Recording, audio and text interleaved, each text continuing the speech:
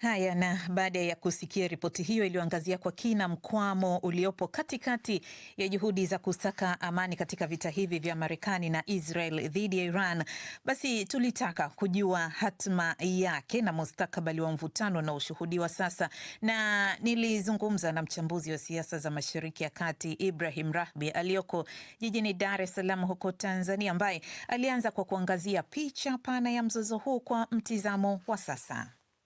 Ukweli mambo yanabaki kuwa kwenye kitendawili ambacho hakuna mtu ambaye anaweza akafikiria kinaweza kikatanzuka kwenye njia gani. Kumekuwa na ile kitu kinaonekana kama makusudio au malengo ya walioingia pamoja kwenye vita yamekwenda tofauti, na kile ambacho kinatafutwa na Marekani si kile ambacho kinatafutwa na Israel. Nadhani ni juzi waziri mkuu wa Israel Benjamin Netanyahu alivyokuwa akifanya mahojiano na kituo kimoja cha kimagharibi huko, yeye aliainisha kile ambacho anakiona kwenye huu mgogoro, akimaanisha kuwa wao bado sana wanataka kubaki kwenye vita.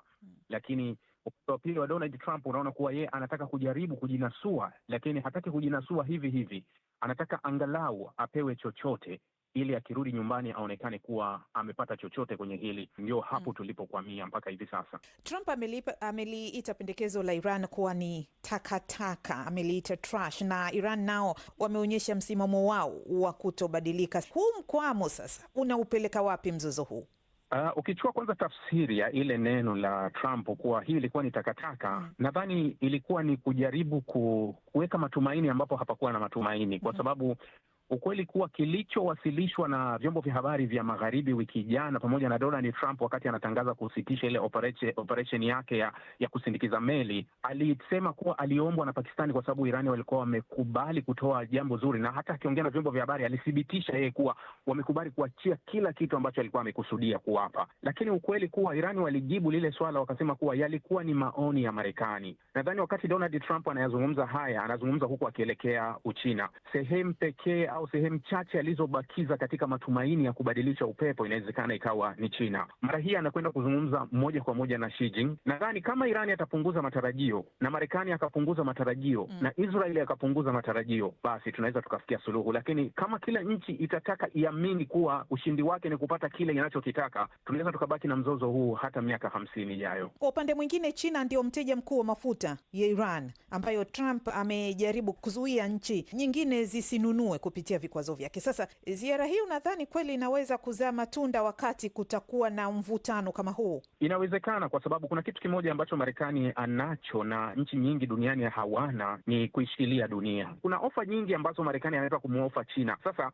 China atajitahidi kulinda maslahi yake ya mtiririko wa mafuta yake. Nadhani Trump atamhakikishia hilo linawezekana kabisa kuwa ukaendelea kupata kitu kama hicho, lakini angalau aweze kujinasua na hili. Kwa hiyo nafasi ya China bado inabaki kuwa ni nafasi kubwa na nzuri, kwa sababu China ambaye ndio mteja wake mkubwa ndio inawezekana kuwa ndio nchi anayoisikiliza katika kile ambacho itakuwa chini ya dhamana ya China. Kuna baadhi ya vitu wanaweza wakafikia mwafaka. Swala la nyuklia pia linaonekana kujitokeza tena katikati ya haya yote, na pande zote zimeonyesha utayari wa kurejea kwenye mapigano ikiwa na hasa Iran haitakubaliana na yale ambayo Marekani inataka. Je, ulimwengu katikati ya haya yote itarajie nini? Tafsiri ya ulimwengu ukichukua, inawezekana walimwengu wakati huu mzozo unaendelea, na wakati sisi wachambuzi tulikuwa tukitoa tahadhari za ulimwengu kufika sehemu fulani, kuna watu wengi walikuwa hawawezi kutuelewa moja kwa moja madhara ya huu mgogoro, kwa sababu bei ya nishati imegusa dunia nzima na mabadiliko yamegusa dunia nzima. Hii inaweza kusema kuwa ni mwanzo tu, hatujui huko mbele itakuwaje. Yani tunaweza tukaenda kwenye hali ngumu zaidi ikiwa